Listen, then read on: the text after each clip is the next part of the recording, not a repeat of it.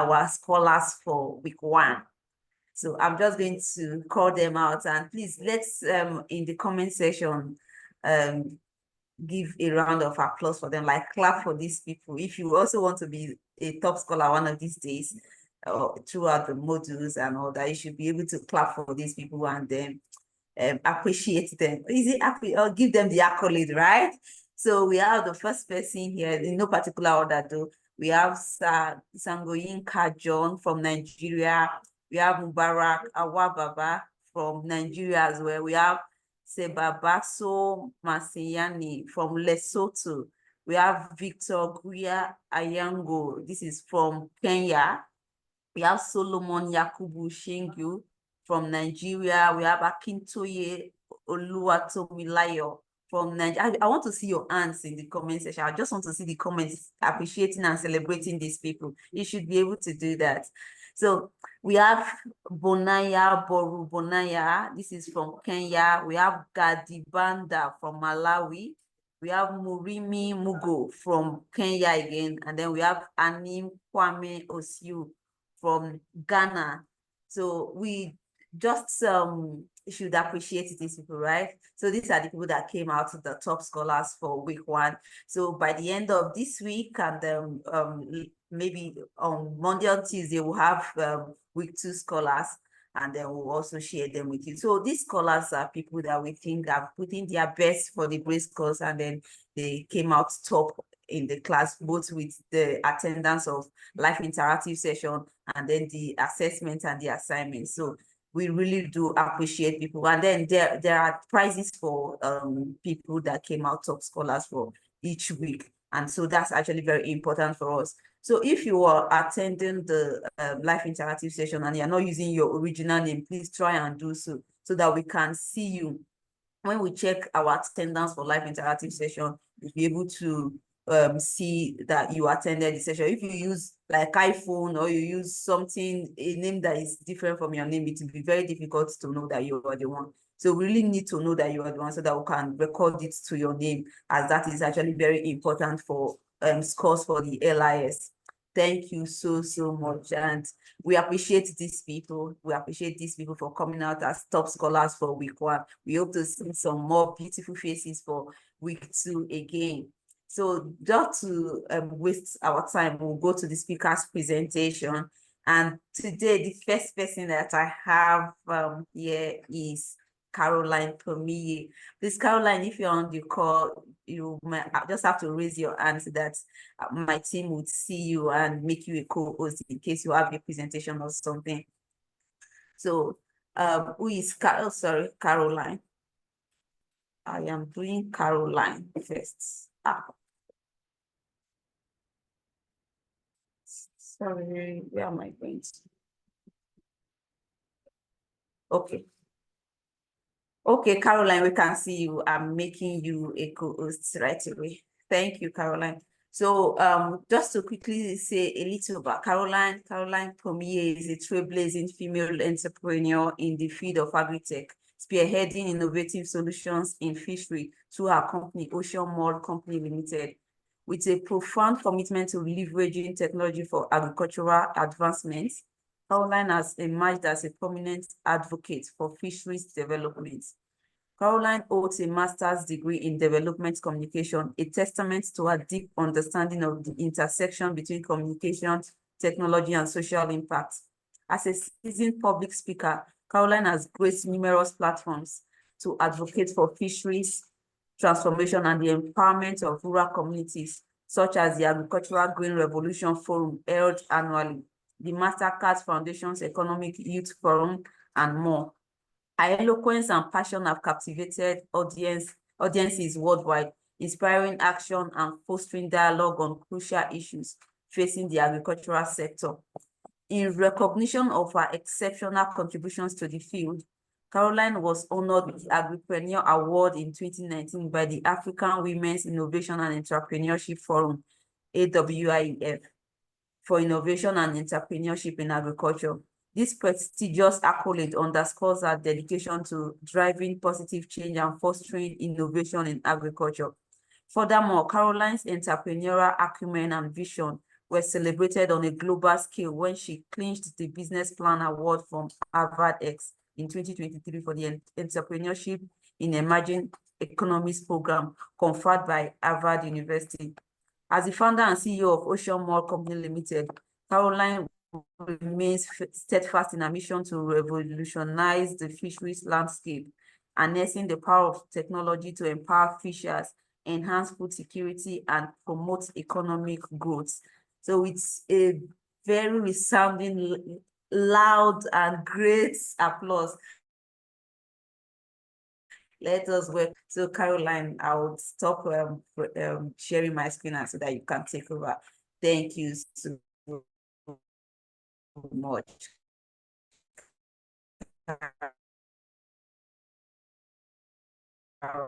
Hi, everyone. Is this? Yes, Patience. Hello, Caroline. You're welcome. Thank you. So just to briefly understand what I'm about to do, am I going over the lecture or we are having a Q&A?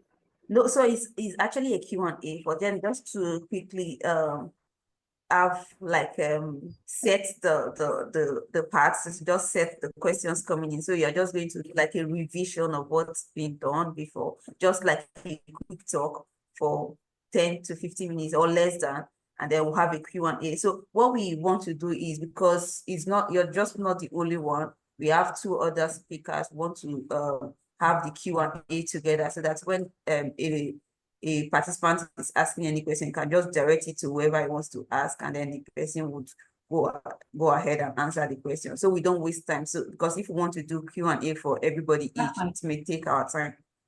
All right, that's okay. All right, thank you. Thank you. All right, so thanks again for the opportunity to discuss climate's impact on fisheries. And then we were also looking at adaptive strategies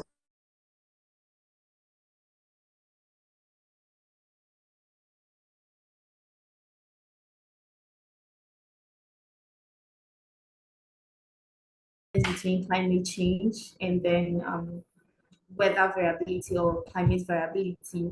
We also looked at certain challenges and threats, coming from the impacts of climate change.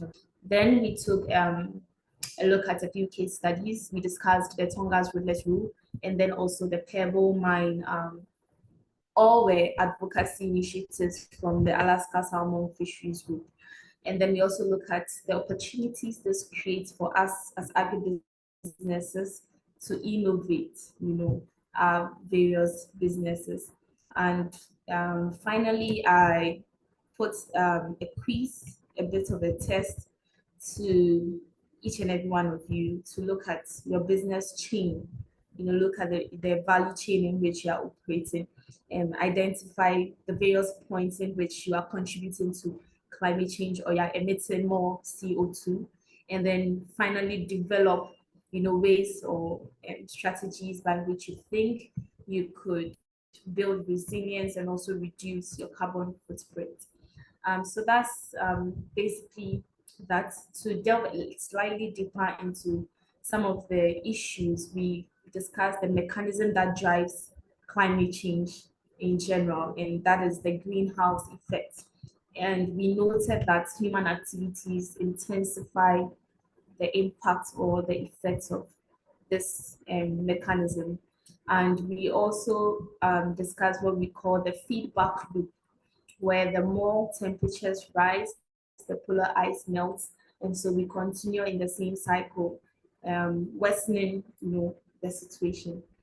We then came down to what it means to the fisheries, talking about ocean acidification, talking about migration of fishes, talking about the economic impact on communities that depend on the sector for their livelihood. We also talk about the prevalence of diseases as a result of the ocean absorbing more CO2.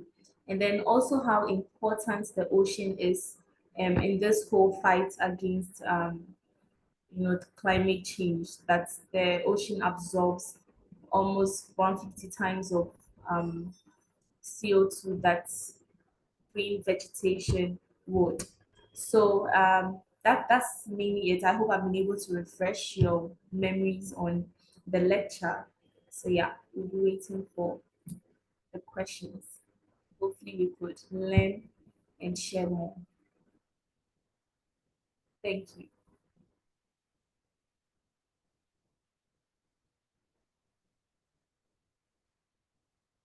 All right, thank you so much, Caroline. Thank you so much. So we'll quickly go over to the next person now so that we can just get all of these speakers' presentations, and then before we go to the Q&A, so not to waste time.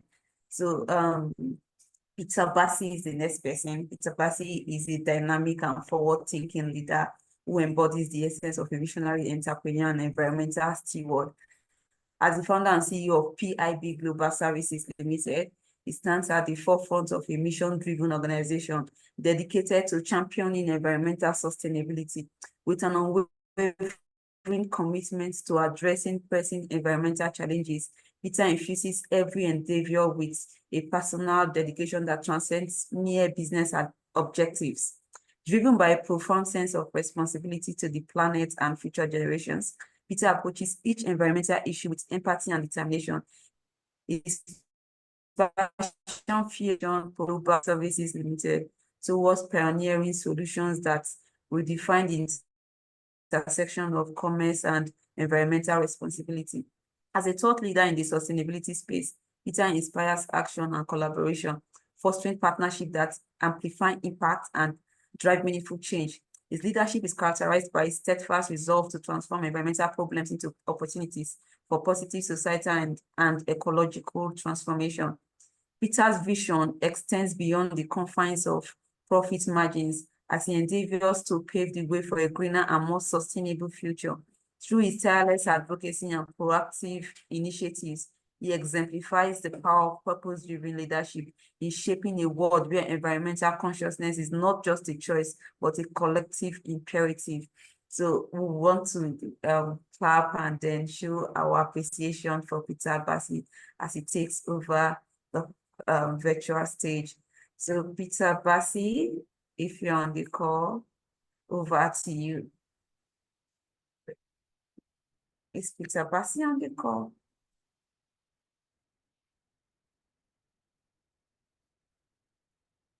Peter Bassi, I'm not seeing you yet. Okay, so if he's not on the call, let's just quickly move to the next person so we don't waste so much time. We'll just come back to him when he gets here. So the next person is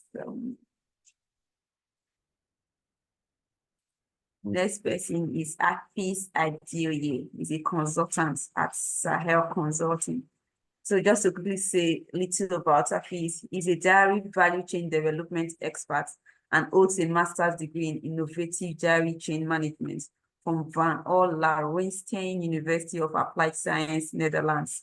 He holds a bachelor's degree in animal physiology from the Federal University of Agriculture, Abeokuta, and a diploma in animal health and production technology from the Federal College of Animal Health and Production Technology, Moore Plantation, Ibadan. Is a project management institute certified project management professional, and he has over the last 5 years been implementing food security and livelihood development projects across the rice and dairy value chain. He's a Systemas de BEM ESTA certified animal welfare officer. Adekunle is currently a consultant with Sahel Consulting, where he provides support on program implementation, strategy development, policy advocacy, stakeholder engagement, and data management. He currently works as a livestock development expert on the Advancing Local Dairy Development in Nigeria program, where he leads the implementation of artificial insemination, infrastructural development, and policy advocacy. He has worked with Royal Aware and the Agricultural Ecosystem Service Trading Initiative on climate smart dairy initiative development in the Netherlands. Before joining Sahel, he worked with GIZ on the Competitive African Rice Initiative Program to provide business advisory support for rice value chain development in Nigeria. So with a virtual clap, let's welcome Hafiz Adeoye to the call. So Hafiz, if you're on the call, I'm just going to stop sharing so that you take over, but I need to confirm that first. Hafiz, if you're on the call, maybe a wave of hand or unmute and let us know.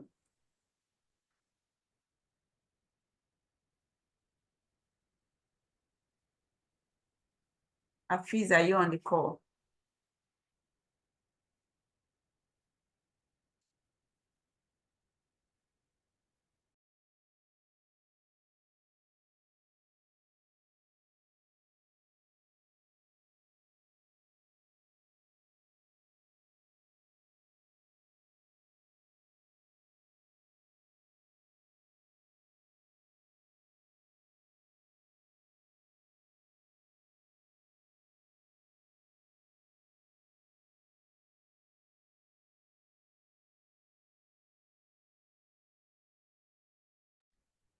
All right, Hafiz, I can see Can your hear you now. answer is okay. Thank you. All right, so over to you. So sorry about that. Over to you, please. Thank you very much for me. And I work with iConsult. What I have on the presentation earlier, then let's learn together.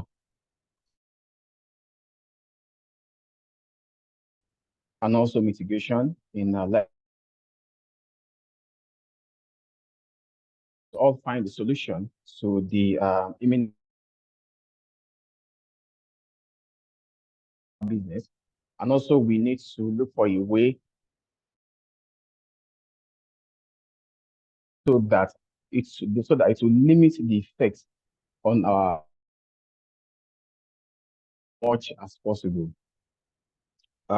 Just give me a few seconds. Let me open. Just go back from the field. Okay, so I thought of conventional livestock production on climate change and nitrogen deposition on livestock. So for the concept of sustainability, we need to a resilience, or if we want to the effect of livestock, the planet and the profit. If it is not on sustainability, so sustainable husbandry practice must contribute to the quality of agriculture, or let's say livestock production, and let's say it could be the older, it could be some, it could be that then you are not practicing a sustainable fit, or the stakeholders along the value livestock enterprise is not sustainable, contribute negatively to the planet. Hello, we can barely hear you. Oh, I don't know if okay, it's your sorry. network or it's really cracking. Okay, I'm coming. Let me try to move.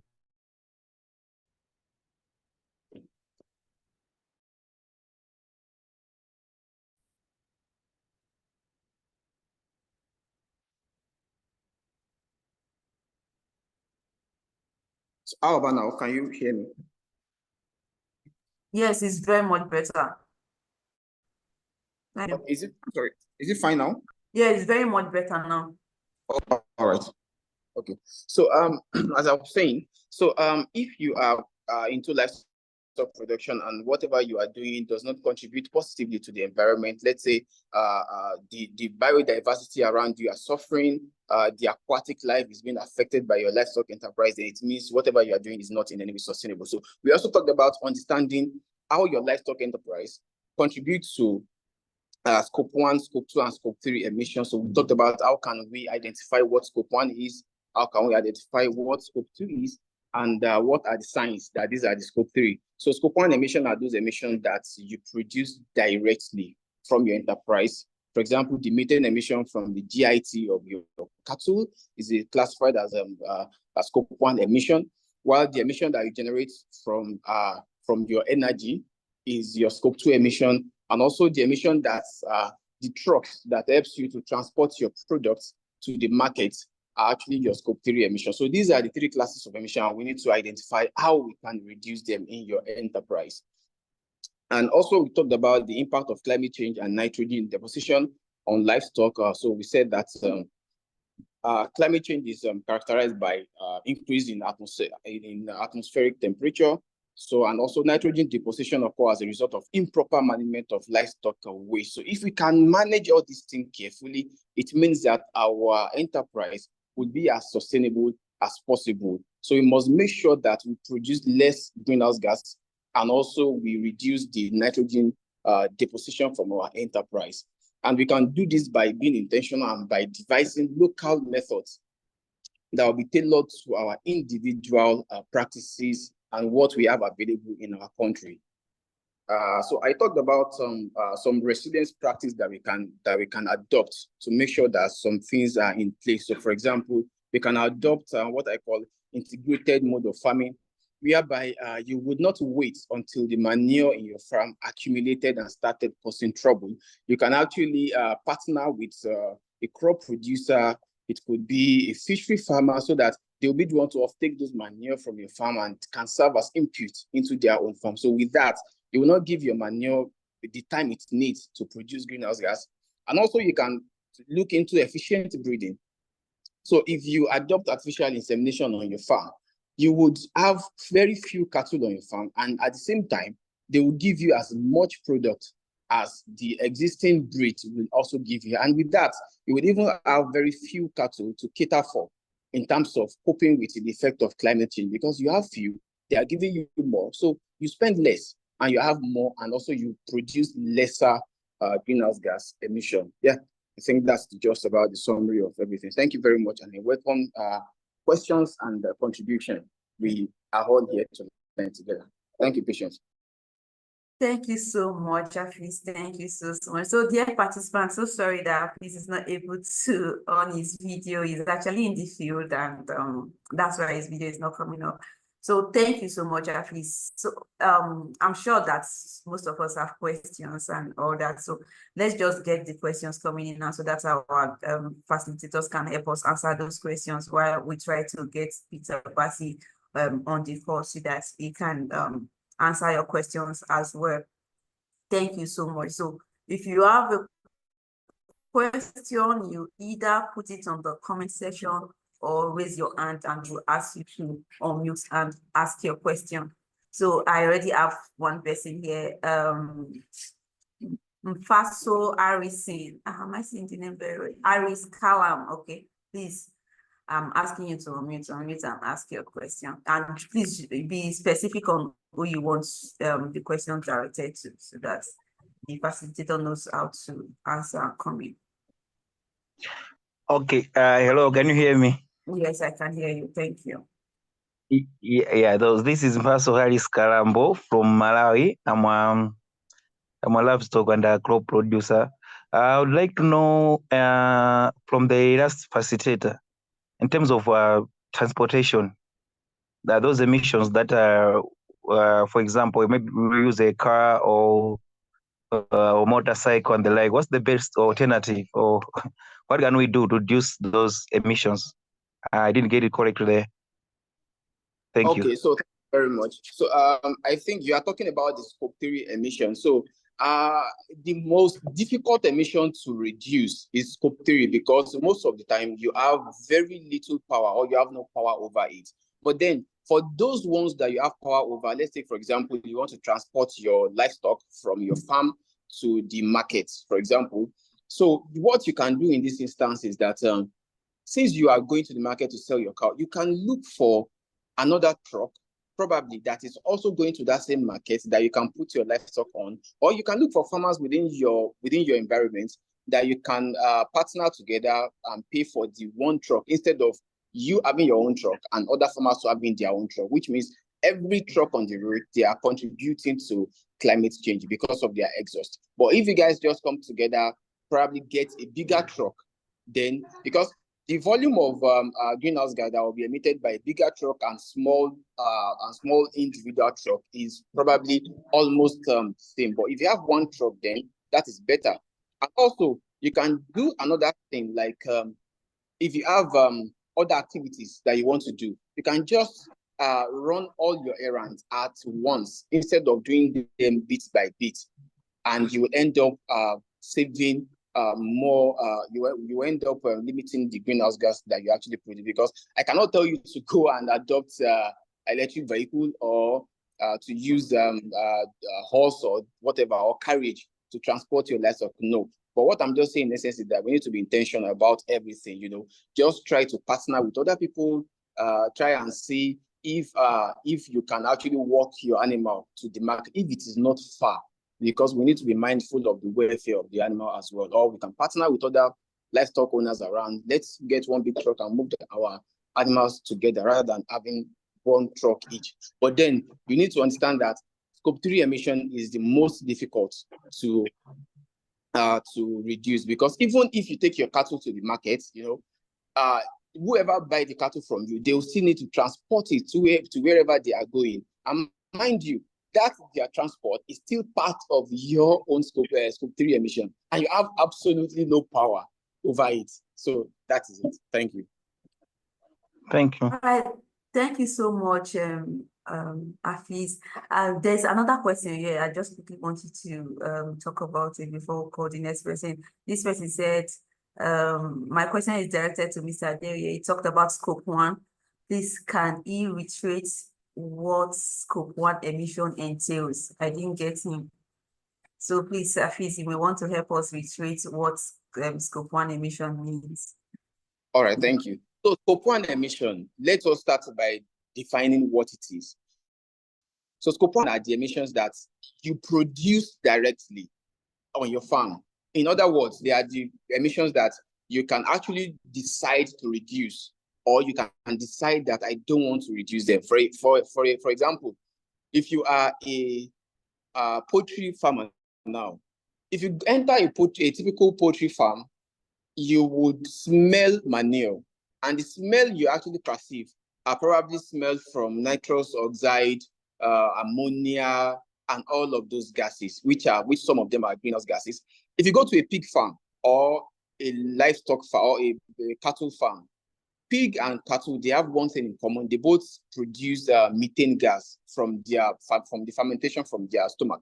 So when they produce methane gas, it is a greenhouse gas that contributes to climate change. So when they produce all these gases, they are directly produced by your animals, and you can decide that, oh, I don't want to keep any animals again, thereby reducing or stopping those emissions. You can do that, but that is not good.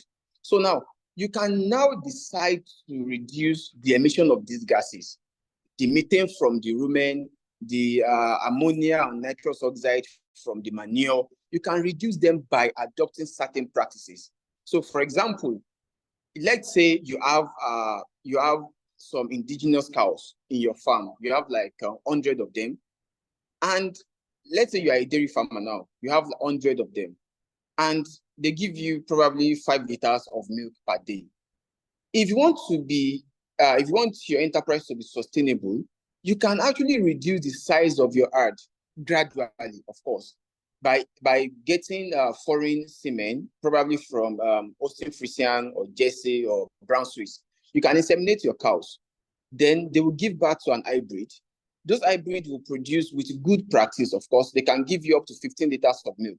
So which means one hybrid that you have is equal to 3 indigenous that you have before. With that, you can easily dispose some of those indigenous, and then you'll be left with high-producing cattle on your farm. So with that, you can have a smaller herd and still maintain your profit. You can even surpass your income by doing that. And even by doing that, you would have probably during its period when there is intense heat, of course, which is as a result of climate change, you will even spend less resources to cater for those livestock because they are not as much as they used to be. So you spend less resources to cope with the effect of climate change. by providing them with probably cold hair, anything you want to do to reduce the stress could be additives to their feed. So that is what Scope 1 emission means practically. Thank you so much, Afeez. Let's just quickly get another person raising their hand. Mwangi, I'm asking you to unmute and ask your question very fast. Mwangi, are you there? Okay. Yes, thank you very much. The question comes back to Adeore, and I have two bases of the question. Number one, we've seen some of these livestock improvements, especially with artificial insemination. Some of them become more susceptible to so many of the diseases, and especially if you're coming from a zone where you have the trypanosomiasis, because they become very susceptible. So it becomes much of a loss, and also so many other zoonotic diseases that they are not used to the environment originally they are. Number two is on the question of if you are adopting now biogas systems, because I've seen farmers who are also installing biogas systems whereby all the animal dung that is coming is used to produce domestic energy and save so many of the others. And even when after now the fermentation, the fermentation process reduces the amount of emissions that are there. And also the fact that you can be able to use the same manure now after fermentation as a biofertilizer. Where do you position that? Because to me, that's a good adaptation system that should also be adopted. Thank you very much. Okay, so thank you. I will start from the artificial insemination. Yes, you are very correct. Some of these breeds, foreign breed that we bring into our country in Africa, most of them are not tolerant to some of the diseases that we have in Africa. For example, the trypanosomiasis, as you have rightly mentioned. But one thing that you should note is that I will answer it in two ways. So first of all, you need a very good breeder that is actually a breed to help you to identify a local breed that is trypano tolerant, that you can use to cross, that you can use as the mother. Then you can inseminate with a foreign breed, so that the hybrid that you will get would have at least some traits of trypano tolerance, and also can be rugged and hardy to withstand the heat we have in Africa. But then you should know that if I said earlier that with good management practice, you should be able to have some level of productivity. So you need to maintain some level of husbandry management, like provision of shed for the animals, provision of fan for the animals in their shed, so that you can have as much productivity as possible. So now you need a good breeder to help you to identify that. And two, we really need to hold our research institutions, government officials accountable, because we really need to have our own national breed. If you go to all these foreign countries, they have their national breed of animals that they call their own, that they develop to suit their own environment. So we need to have something like that. So we need to be able to have our own breed that we can call Nigerian breed, Malawi breed, Tanzanian breed, something that is highly productive and can also withstand the peculiarities that we have in our respective country. So regarding biogas is very good. It is a clean energy, and we in the form of circular economy and waste management, so to say, because we are not allowing anything to waste. Everything is revolving around that enterprise.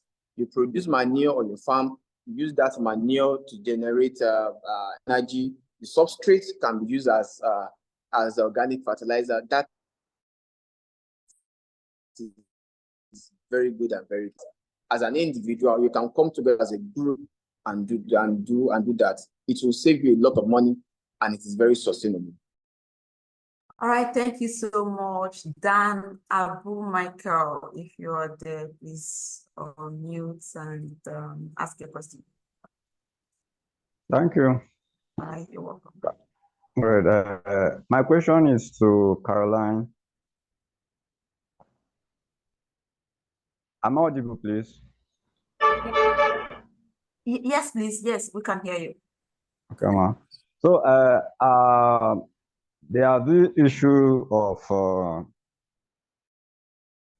carbon, which we all want to key into, and being a livestock producer, a livestock farmer, crop producer, there are potentials there for us, and as it has been taught, that there are areas that we can make amendment and be able to benefit from something like carbon credit.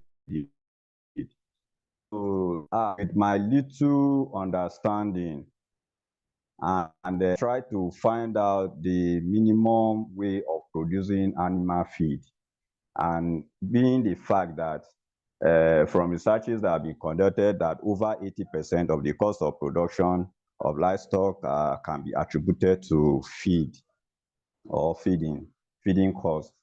So I want to see if you have done anything, or what can you tell us, please? I mean, me specifically, about we now being a livestock farmer, for example, with regards to flour, I want to be specific, managing waste from crop production and managing waste from livestock production, to be specific now, piggery production. In the process of you being able, wanting to produce black soldier flies, what can you, in comparing them, what do you think, which one do you think we can optimally utilize to produce more feed? My question is, in an effort to be able to manage waste from crop production, either Irish sweet potato or maybe fruit production, for example, and then particularly the waste from the pork piggery, which one do you think we can be able to use to optimize the production of black soldier fly larvae to feed in for fish for specifically now? Okay. So if I'm getting the question clearly, you are Yes, ma'am. asking how you could utilize waste from animal waste, right? Optimize the animal waste as a feed for fish. Is that what I'm getting? In comparing with crop waste. Okay. So I'm not an expert in feed production, and so I may not be able to 100% answer your question. But if it's regards to reducing, the carbon footprint of your production cycle, then we could look at other ways you could do this. The plant source of food for your livestock, do you contribute to it? So we know that one way we can reduce the emission is by reforestation. So also adopting circular economy. So I don't know if you are the same person involved in the pig farming, same person involved in the fish farming, and then same person involved in the crop farming. If you have this diverse farming options as one individual, then you could leverage each of them to feed the other. But if not, and it's from another farm, then I'm not so clear exactly how they relate. But one thing you can do is make sure that the waste coming from your crop feeds your animals, and then you run your circular economy in that angle. But when it comes to feed production, I'm not an expert in that. Okay, ma'am. Ma'am, can I follow up, please? Go ahead. Yes, ma'am. My question is that I want to pick the best option. Definitely, I'm very interested in fishery production, especially with the high demand for fish, catfish to be precise, and the undersupply of fishery product and the demand for protein in Africa, especially. And then with piggery production, I did a research about piggery production to see the contribution to sustainable economic development in Nigeria.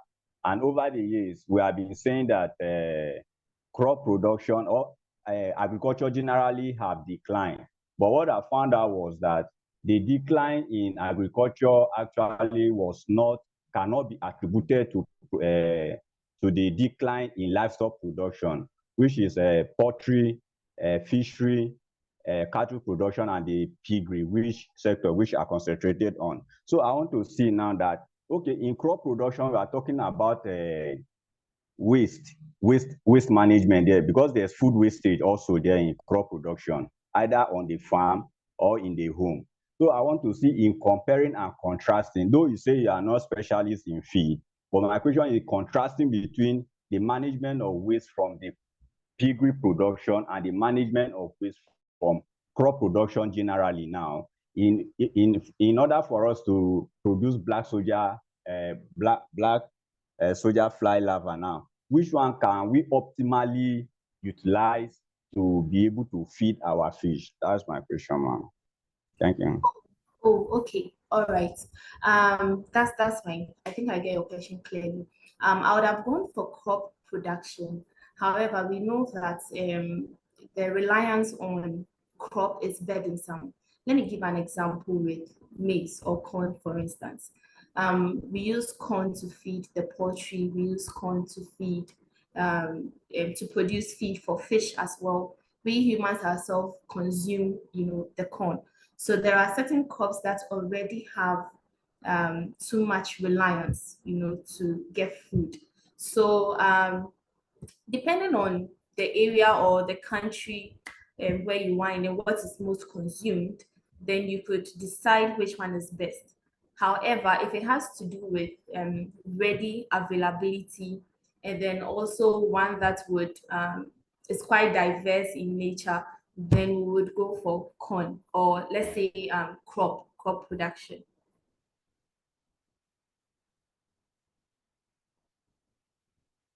Did I answer your question? All right, thank you so much, Caroline. I'm sure you have answered that question. Thank you so much. So just a follow-up question, Caroline. Someone is asking, are there fish species which contributes to less waste contamination? Are there fish species which fish contributes? species? Yes, are there species of fish that can contribute to less waste contamination? So there isn't anything like that, as long as the fish is eating and all that, or any animal that eats produces waste. There aren't specific species that you would say contributes less or not. However, the reduction in the contamination comes from the process you have in your production. So if you're talking about let's say tilapia farming or catfish farming, again, it depends on the choice you make in your production. Are you using a pond? Are you using a cage? Are you using a fish tank? All those would actually affect or impact the quantity of waste that you produce. So let me give a typical example. If you are doing a pond that is linked to maybe a river source or a lake source, the waste from your pond is channeling into the water, right? And then the concentration of oxygen in your pond also matters. So if you have the pipe that is producing the oxygen and then you don't change your water often, that means the waste is highly concentrated in the water that you are using on the pond, right?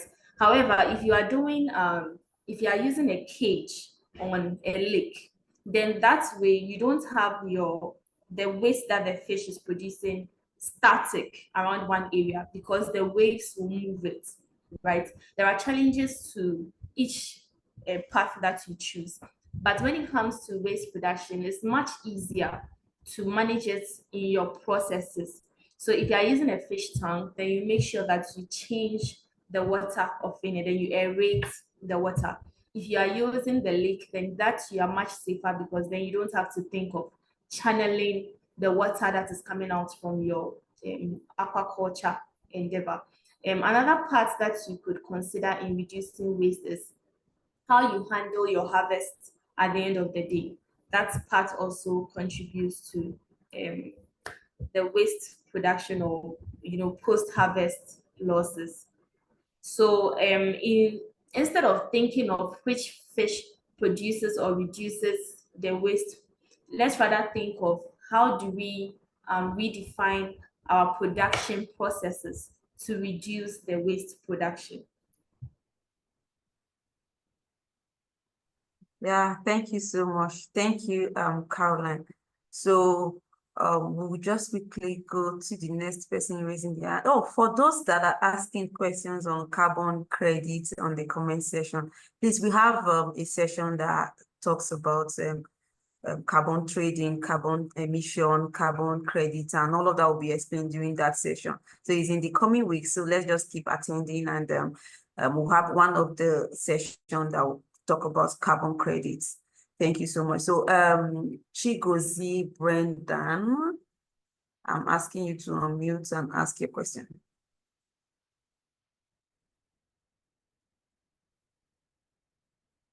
Please unmute and ask. Chigozie Hello, good Brendan. evening. Yeah, okay, we can hear you. All right, Yes, we can I'm hear you. calling from Lagos. So my question is, I think according to the vehicle emission control, they have what they call catalyst on their exhaust system. So I want to ask, on our scope 3 emission, on the scope 3 emission, whereby we don't have control over let's say the movement of trucks or taking our goods to the market or to anywhere is going to. So we don't have control over the emission of the carbon from the vehicles. So my question is, the emission control that they have in the exhaust system, can't it control the emission of hazardous carbon from the exhaust system?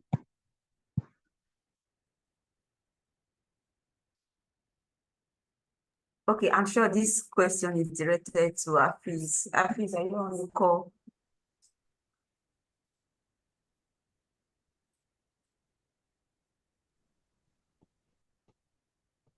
Yes, I'm on the call. Can you please Okay. repeat the question? Okay, I said my question is on our scope 3, the scope 3 level of emission that we cannot have control over. Yes. Okay, now the trucks that are taking our goods to the market or maybe to the place of processing, I think the vehicle emission control, they have what they call catalyst on the exhaust system that helps to reduce the emission of hazardous carbon from the combustion engine. So I don't know, can that one help to reduce the implication of harmful substance into the environment? Yes, it can help to a certain extent, but catalyst is just there to help the car to attain a complete combustion. Naturally, the rule of chemistry says that the combustion product should be carbon dioxide and water. So now, majority of the cars we have here around, apart from saying the carbon dioxide is actually colorless, but when you see a vehicle emitting very dark smoke, oh, this combustion is not complete. So in addition to the carbon dioxide, we have a whole lot of gases, hydrogen sulfide and other negligible gases that causes greenhouse gas as well. So catalysts will help us to attain complete combustion, but then without complete combustion, we still have CO2, and CO2 is also a greenhouse gas. So I think what big organizations do regarding their scope 3 emission is that they buy carbon credits to make up for those emissions that they cannot actually control. But then it is their products that is causing this emission in a way. For example, all our designer shirts, the vehicle that we use, all of them come from Europe, Germany, and all. So if they are coming to Africa, they come by ship, and those ships, they produce a great deal of emission. So if Honda or Benz, for example, if they want to make up for those emissions that they cannot control, because if they really want to control those emissions, they will have to cease to produce cars, but they cannot do that. So if they want to make up for those emissions, what they will do is now to buy carbon credits so that they can make up for that, because somebody else will be sequestering those carbon that is being produced into the soil or into biomass or whatever. So they will buy the carbon credit to make up for that. So that is what they do. But in the case of we emerging entrepreneurs, we really cannot. We really cannot. So what we can just do is to make our transportation more efficient as much as we can. Then with that, we have tried our best. Okay. That's a good one. All right, thank you so much, Chigozie, Brendan. You can drop your hand now so that we'll see other people that are raising their hands. Evans Komani, please unmute and ask your question.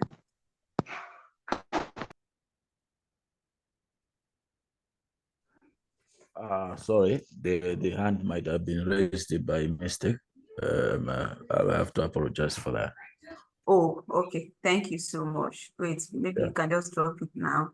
And let me quickly check the comment section if there are questions for facilitators. Okay, there is a question. Okay, this is not a question, it's a response to you, Caroline. So the person said you have answered this question and went for that to explain, and appreciated you for that. Thank you so much. So there's a question. It said, is the longer storage of carbon in the soil dependent on the soil type of the plant type? Oh no, this is still carbon. I've said we'll have questions. We'll have a session coming up on carbon. So we'll just keep this question for that time. So thank you. Then there's the last one in regards to transportation. Can also formation of cooperatives help to reduce waste dumping from livestock markets? It is my concern and comments. Is this a question? Can formation of cooperative help to reduce? Okay, I think you, Afeez, did you talk about cooperative and all that?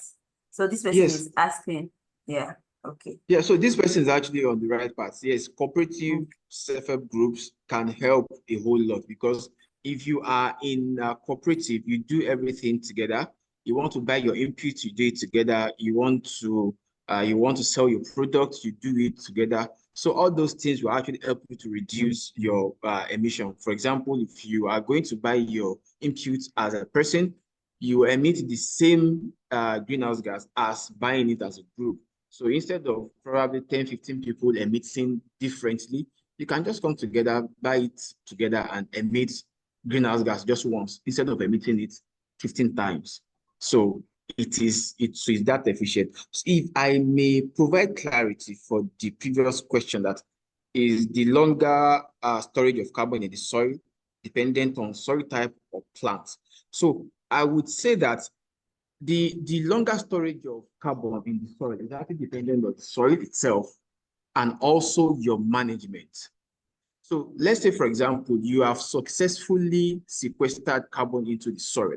If your soil is actually not the type that can support plant growth, then it will be easy for erosion to easily come and wash off your stored carbon.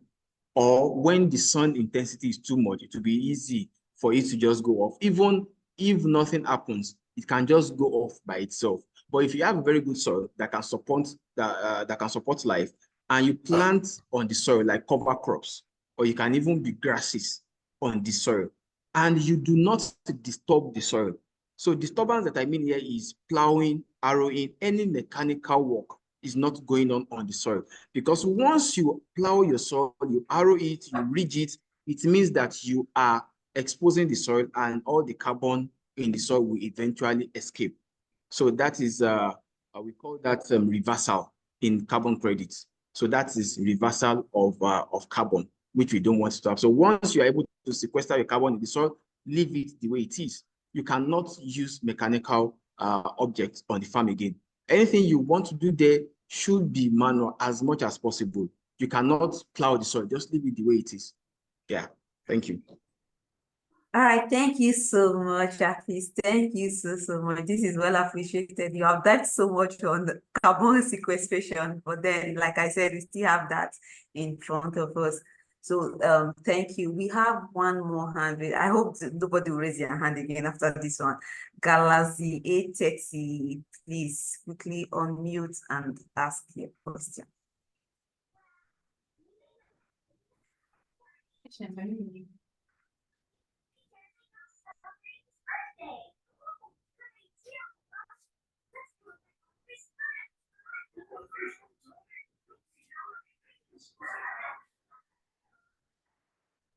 Dalazi 8:30. If you're not there, we'll just continue. So there is a question on the comment section. Is there any question? I need to know about the planting of rich potatoes in the normal empty cement sack bags. Okay, you need to know the planting of Irish potatoes in the normal empty cement sack bags. Okay, so this question, the facilitators we have here are more of livestock, into livestock production. So Ernest will be here another time to answer questions like this. So I will just put these questions down and would make sure that it's answered another time. Is there any other question? Am I missing something? Okay. I think if nobody has any other question, I have a question. Onyekachi Anthony, please raise your hand and ask the question if you are still here. If you raise your hand, we'll ask you to unmute and ask the question. Please, this is the last question. The facilitators will have to leave now. They have other things to do. So, Onyekachi Anthony, if you are there, please, I'll just give you the next few seconds to ask your question.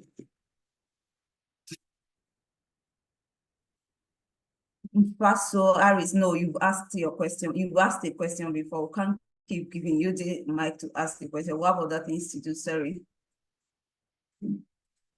You can't see the option of raising hand. Oh. Okay, just ask in the chat like this person said. Okay, while we are doing that, we just quickly want to, I'll share my screen again and then we'll run us through the portal. So we'll quickly run us through the portal again while I'm waiting for, we have fruit trees like mangoes, lemon. How do we qualify for carbon credits? Carbon credit again. Okay. Oh, Onyekachi has finally raised his hand. Please go ahead and ask your question. Okay, good day. Yes, good day. In regards to the other question that was being asked based on having cooperative to let me say just to reduce this thing that he asked, have we talked about the implication of maybe disease coming as of a result of that? Okay, Afiz, you're on the call. Please, can you help us quickly answer this question? He said, is there a consideration for disease coming in if there is a cooperative? Yeah, so if, okay. Yes. So if you are operating as a cooperative, it is expected that there are a lot of things that would bring everybody together, that would unite everybody. So part of it are your management practices. So if you are as a cooperative, you need to be able to undergo probably the same training, understand this the same way, so that if I am vaccinating my livestock against this disease, the other farm is doing the same.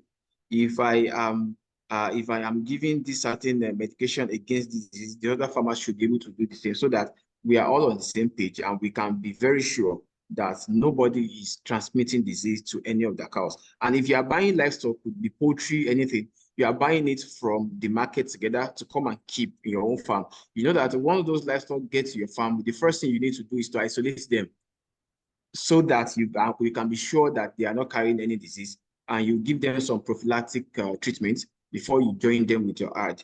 So I think if everybody is on the same page, that is actually not an issue. Thank you. All right, thank you. Okay, you have something to say? Okay. Like now, for me now, in my farm, I used to practice this thing as a practice measures. Like I have a piggery farm too, and I have a poultry farm. But in my own piggery farm, even though that we kind of have some cooperations, but I due to this kind of diseases, I decided not to just practicalize on something. If I have a new pig from another farm, I used to quarantine it for 30 days.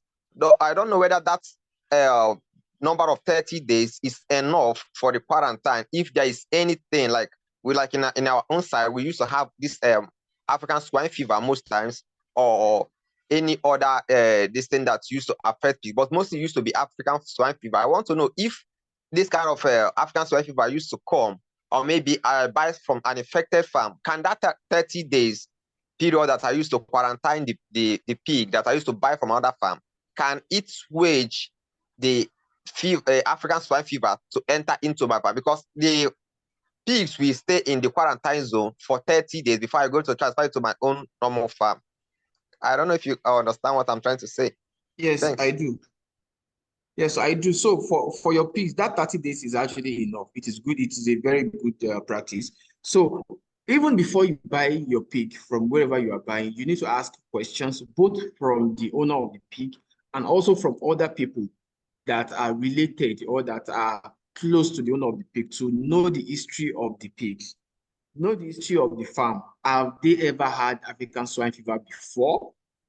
Anyhow, even if they've had it in the past and they have overcome it, then you need to you need to be sure rather. So if you are sure that they've had it before in the past, then you know that that is a no-go area, because even if they have combated it, everything is solved, there might still be some remain, or those pigs can actually be a carrier and they are no longer showing signs. So you need to be sure of the history. When you are sure of the history, then you are good to go. With your 30 days period of quarantine, then you should be able to overcome any disease at all. Yeah, 30 days is actually a very good period. Okay, thank you very much. All right, thank you so much. Thank you, Anthony, and thank you so much, Afi, for clarifying and all that. So I think that is all for the questions that